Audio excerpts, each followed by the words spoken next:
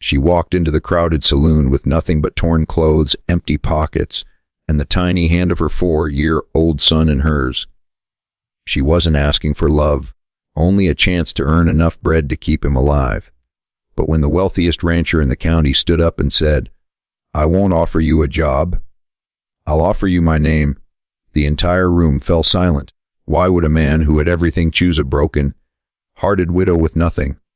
Stay until the very end, because the truth behind his decision will leave you speechless. Before we begin, don't forget to like this video and subscribe to the channel for more heartwarming Wild West stories about kindness, sacrifice, and second chances. The cold autumn wind swept through the dusty streets of Willow Creek as Emily Carter pulled her threadbare shawl tighter around her shoulders. Beside her walked her 4-year-old son, Noah, whose little stomach had been empty since the previous afternoon. Despite his hunger, the boy never complained. He simply held his mother's hand and looked up at her with complete trust. Ever since her husband had died in a mining accident nearly 2 years earlier, Emily had wandered from one frontier town to another searching for honest work.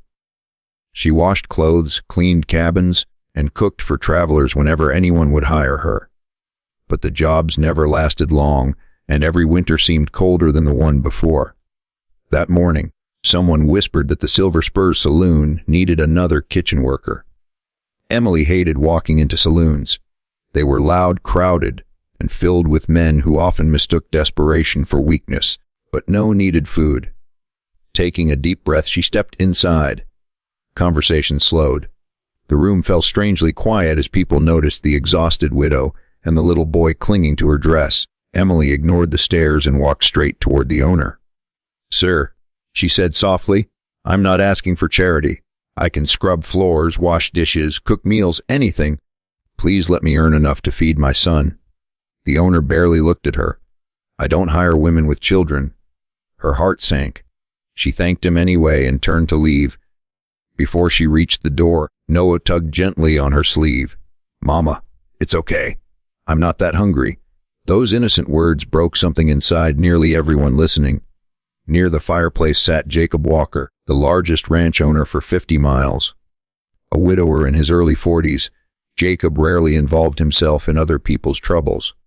Since losing his wife years earlier, he had buried himself in work, believing loneliness was easier than another broken heart. Yet something about the little boy's quiet courage reminded him of the child he and his wife had once dreamed of having. He slowly stood. The room became silent. Jacob walked toward Emily. She lowered her eyes, expecting another rejection. Instead, his voice was calm. "You said you wanted honest work." "Yes, sir, I believe you." Hope flickered across her face. "You can work at my ranch." Relief filled her eyes instantly. "Thank you." Then Jacob surprised everyone. "But before you answer, I'd like to make another offer." Every person in the saloon stared. Emily looked confused. Jacob hesitated only a moment. "I don't think you need another employer. You need a family." The room held its breath. "I would like you to become my wife." Emily froze. Noah blinked up at the rancher. Even the bartender nearly dropped a glass. The proposal wasn't spoken with romance, nor pity. It was spoken with quiet respect. Jacob continued gently, "You deserve security. Your son deserves a home. And I believe two lonely hearts sometimes find each other in unexpected places." Tears filled Emily's eyes. She had entered hoping for one day's wages. Instead, someone had offered her a future. Emily could hardly believe what she had heard. She gently told Jacob, "Sir, marriage is too great a gift to accept out of desperation. I only asked for honest work." Jacob smiled kindly and replied, "Then come to the ranch as a worker first. If in time we both believe this is the right path, only then will I ask again." His answer eased her fears because it carried no pressure, only respect.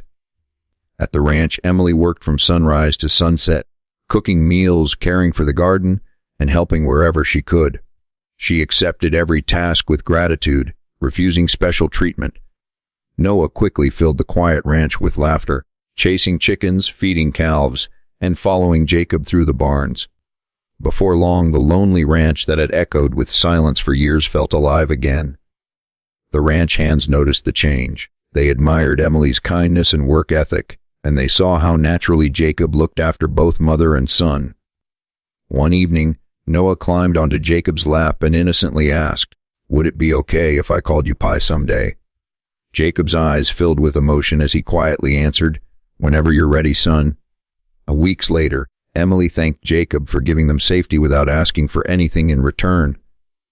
Jacob gently confessed, "I no longer want to help you because I pity you. I want to spend my life beside you because I respect the woman you are." This time, Emily smiled through happy tears, realizing that his proposal had never been about rescuing her.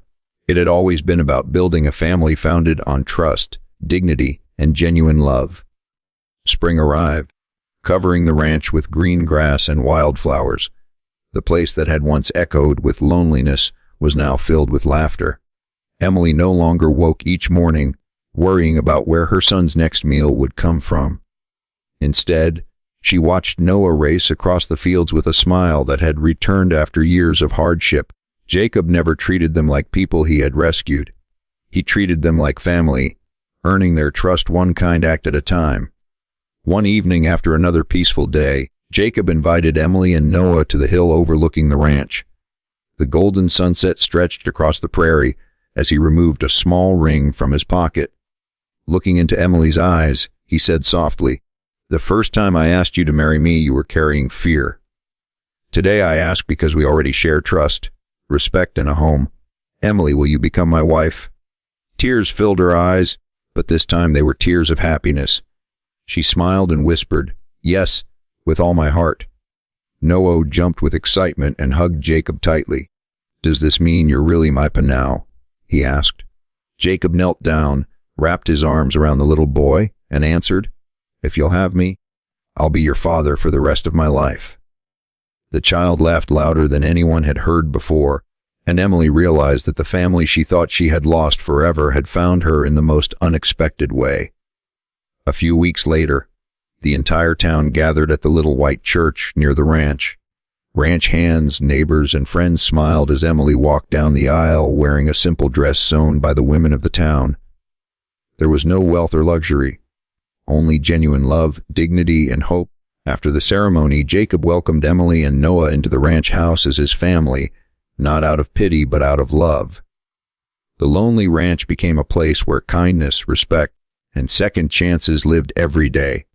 Sometimes life doesn't change because of riches or miracles. Sometimes it changes because one person chooses compassion over judgment and love over fear.